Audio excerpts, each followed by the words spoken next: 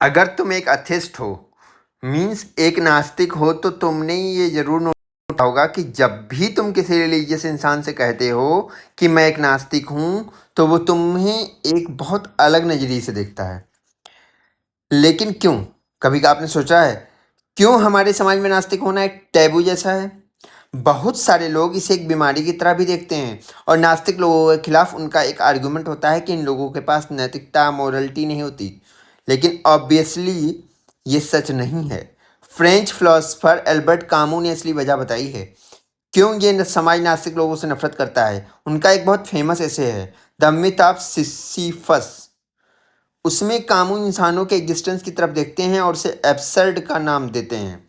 Absurd वो कड़वी सच्चाई है जहाँ पर एक इंसान बहुत डिस्परेटली चाहता है कि जीवन का कोई बहुत गहरा और जादुई मतलब हो, लेकिन ये ब्रह्मांड पूरी तरह से चुप रहता है, इसका कोई मीनिंग नहीं है। और जब लोग इस डरावनी सच्चाई का सामना करते हैं और तब पैनिक करने लग जाते हैं और इसी पैनिक और एंजाइटी को सरवाइव करने के लिए वो अडॉप्ट करते हैं किसी रिलीजन को, किसी डोगमा को या फिर किसी कंफर्टेबल स्टोरी को, जैसे कि कर्मा या आफ्टर लाइफ।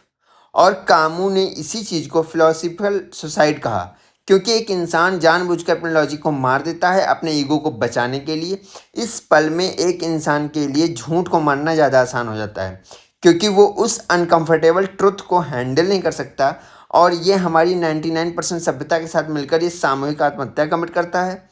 और फिर आता है एक नास्तिक। नास्तिक उसी खालीपन को देखता है लेकिन अपनी आंखों पर पट्टी बांधने से इनकार करता है। और धार्मिक समाज नास्तिक लोगों से गुस्सा इसलिए हो जाते हैं क्योंकि ये लोग चलता फिरता आईना है। अगर एक नास्तिक इंसान बिना किसी हेल या हेवन के डर के भी एक अच्छा नैतिक और खुशहाल जीवन जी सकता है तो इसमें ये साबित हो जाता है कि धर्म कोई एब्सोल्यूट ट्रुथ नहीं है, it's just a psychological touch.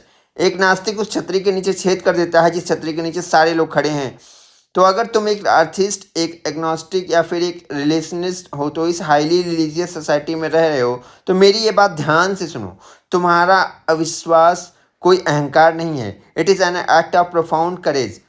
सो इस भीड़ का हिस्सा बना और अपने पूर्वजों की प्रार्थनाओं को दोहराना बहुत आसान है, लेकिन अकेले एब्सर्ड का सामना करना और खुद से झूठ बोलने से इनकार करना ये वो ताकत है जो ये लोग कभी समझ नहीं पाएंगे। That's it. बाकी अपने थॉट्स कमेंट्स में ज़रूर शेयर करना और मेरे पेज को ज़रूर लाइक करना।